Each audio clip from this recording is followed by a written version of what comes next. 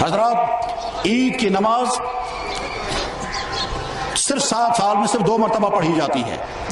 رمضان کے ختم ہونے پر جو نماز ہے اس کو کہتے ہیں عید الفطر، اور 10 ذی الحجہ کو جو نماز پڑھی جاتی ہے اس کو کہا جاتا ہے عید الاضحیٰ۔ اضحیٰ کے معنی قربانی، وہ نماز جو نماز قربانی کرنے سے پہلے پڑھی جائے اس نماز کو کہا جاتا ہے عید الاضحیٰ۔ عید الفطر کی 2 رکعت نماز وہ بھی واجب ہے، اور عید الاضحیٰ کی 2 رکعت نماز یہ بھی واجب ہے۔ واجب اس عمل کو کہتے ہیں جس عمل کو اللہ کے نبی علیہ السلام نے کیا، ساری زندگی کیا اور کبھی نہیں چھوڑا، اس عمل کو واجب کہا جاتا ہے۔ چاہے عید الفطر اور عید الاضحیٰ یہ 2 نمازیں وہ ہیں جو اللہ کے نبی علیہ السلام نے شروع فرمائی تھی۔ جب عید الاضحیٰ اور عید الفطر کی نماز مدینہ شریف میں شروع ہوئی، اس کے بعد پھر یہ نمازیں موقوف نہیں ہوئی ہیں، لہذا یہ دونوں نمازیں واجب ہیں۔ دوسری نمازوں کے مقابلے میں اس نماز میں ذرا سے جو تبدیلی ہے وہ یہ کہ عید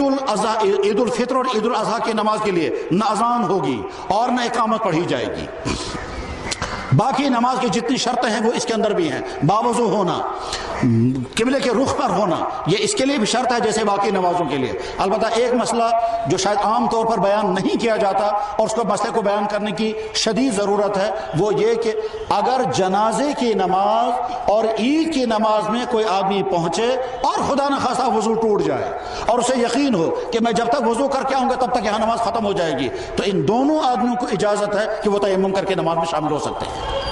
یعنی عیدگاہ میں ایک آدمی آ رہا تھا، راستے میں اس کا وضو ٹوٹ گیا، یا عیدگاہ میں پہنچا جہاں عید کی نماز پڑھی اس کا وضو ٹوٹ گیا، تو اب اگر وہ وضو کرنے کے لیے جائے گا تو جب تک وضو کر کے آئے گا تو تب تک نماز ختم ہو چکی ہوگی۔ اس آدمی کو اجازت ہے کہ وہیں وہ تیمم کر سکتا ہے، چاہے گیلی مٹی ہو، چاہے تر مٹی ہو، چاہے یہ دیوار ہو، چاہے سیمنٹ ہو، اس پر تیمم کر سکتا ہے اور نماز میں شامل ہو سکتا ہے۔ عید الفطر میں بھی یہ اجازت ہے، عید الاضحیٰ میں بھی یہ اجازت ہے، اور جنازے کی نماز میں بھی یہ اجازت ہے۔ لیکن اس تیمم کی بنا پر دوسری کوئی نماز نہیں پڑھ سکتے۔ یہ وقتی طور پر صرف سٹپنی ہے کہ آپ صرف عید کی نماز کے لیے تیمم کر سکتے ہیں، اس کے بعد کے لیے نہیں۔ بہرحال یہ نماز جب پڑھی جائے گی تو نہ اذان ہے نہ اقامت ہے، صفیں کھڑی ہو جاتی ہیں۔ جمعے کی نماز میں خطبہ پہلے پڑھا جاتا ہے، عید کی نماز میں خطبہ بعد میں پڑھا جاتا ہے۔ عید کی نماز 2 رکعت ہیں، 2 رکعت میں ابتدا جب امام اللہ اکبر کرے گا، مقتدی بھی اللہ اکبر کریں گے اور ہاتھ باندھیں گے، اس کے بعد پھر سبحانک اللہم پڑھیں گے۔ سبحانک اللہم پڑھنے کے بعد پھر امام 3 مرتبہ اللہ اکبر کرے گا، مقتدی بھی 3 مرتبہ اللہ اکبر کریں گے، کانوں تک ہاتھ اٹھائیں گے، اور چوتھی تکبیر جب ہو جائے گی تو ہاتھ باندھیں گے۔ پھر امام قرات کرے گا، قرات کرنے کے بعد پھر رکوع سجدہ ہوگا۔ پھر اگلی رکعت کے لیے جب امام کھڑا ہوگا تو امام پہلے قرات کرے گا، پھر قرات سے فارغ ہونے کے بعد جب وہ رکوع سجدے میں جانا چاہے گا، رکوع سجدے میں، تو اللہ اکبر کہے گا مگر وہ رکوع میں نہیں جائے گا بلکہ کھڑا رہے گا اور کانوں تک ہاتھ اٹھائیں گے۔ 3 تکبیریں، تو 3 تکبیریں کہنے کے بعد چوتھی تکبیر پر وہ رکوع میں اترے گا، مقتدی بھی رکوع میں اتریں گے، اور اس کے بعد پھر سلام تک نماز اسی طرح سے چلے گی جس طرح سے نماز پڑھی جاتی ہے۔ سلام پھرنے کے بعد پھر خطبہ پڑھا جاتا ہے، اور وہ خطبہ سننا ضروری ہے۔ خطبے میں کیا بیان ہوتا ہے؟ قربانی کے مسائل، قربانی کے احکام، قربانی کی ترغیب، عید کی نماز کے مسائل، یہی چیز خطبے میں بیان کی جاتی ہے۔ اور خطبے کے بعد پھر مسلمان رخصت ہو سکتے ہیں اور واپس جا کر اپنے گھروں میں قربانیاں کریں۔ اور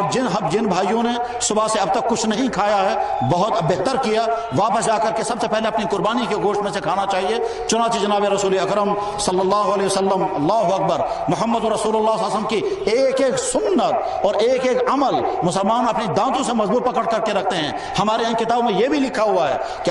اللہ کے نبی محمد صلی اللہ علیہ وسلم عید الفطر کے دن صبح کو میٹھی چیز کھا کر عیدگاہ جایا کرتے تھے، اس کو بھی کتابوں میں لکھا گیا، اس پر بھی عمل کیا جاتا ہے۔ اور عید الاضحیٰ کے دن آپ فجر کی نماز کے بعد اپنے گھر تشریف لے جاتے تھے، کپڑے زیب تن فرماتے تھے، غسل فرماتے تھے، اور کوئی چیز کھائے پیے بغیر سیدھے عیدگاہ تشریف لاتے تھے۔ عید کی نماز پڑھانے کے بعد پھر واپس آ کر آپ قربانی کرتے تھے، اور قربانی کرنے کے بعد سب سے پہلے اپنی قربانی کا گوشت تناول فرمایا کرتے تھے۔ اسی کو یہاں کشمیری لوگ کہا کرتے تھے یمس قربان اس کارون صبح سے صبح روزدار تو تام کھین کے یوتام قربان گئے پر قربان سے کریں سے افطار۔ وہ دراصل وہی مسئلہ تھا کہ قربانی کرنے والا جو ہے وہ صبح کو کچھ نہ کھائے، افضل اس کے لیے یہ ہے، جائز تو ہے چائے بھی پی سکتے ہیں، روٹیاں بھی کھا سکتے ہیں، لیکن افضل یہ ہے کہ جناب رسول اکرم صلی اللہ علیہ وسلم نے عید الاضحیٰ کے دن سب سے پہلے قربانی کے گوشت تناول فرمایا تھا۔ جو آدمی اس پر عمل کر سکتا ہو وہ ضرور عمل کرنا چاہیے۔ چنانچہ جن بھائیوں نے ابھی تک کچھ نہیں کھایا وہ جب واپس جائیں گے تھوڑے 1-2 گھنٹے اور انتظار کریں، قربانی کرنے کے بعد قربانی کے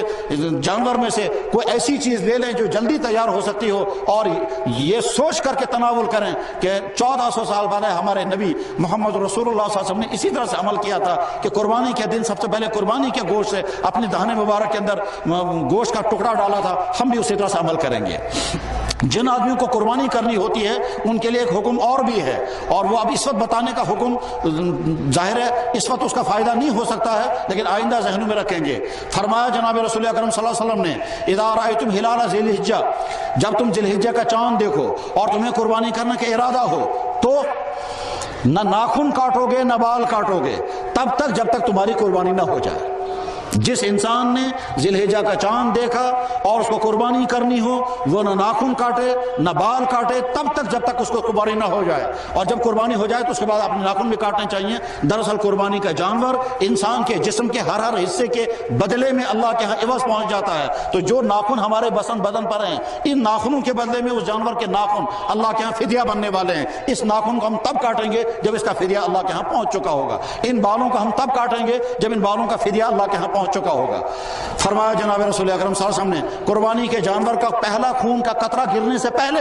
اللہ تعالیٰ قربانی کرنے والے کے گناہ معاف کر دیتے ہیں۔ تو قربانی عظیم الشان عمل ہے اور اس کو انجام دیں گے اللہ جل شانہ یہ عید ہمارے لیے دین کے مستحکم ہونے کا ذریعہ بنے، اور جن بھائیوں کی جو ضروریات ہیں وہ ضروریات اللہ تعالیٰ پوری فرمائیں، اور ہمارے اسلام کے مستقبل کے لیے جو خطرات ہیں وہ خطرات اللہ تعالیٰ دور فرمائے، اور یہاں کے مسلمانوں کو اپنی اسلام کی حفاظت کے لیے کمر بستہ ہونے کی توفیق عطا فرمائے۔ وآخر دعوانا ان الحمد للہ رب العالمین برحمتک یا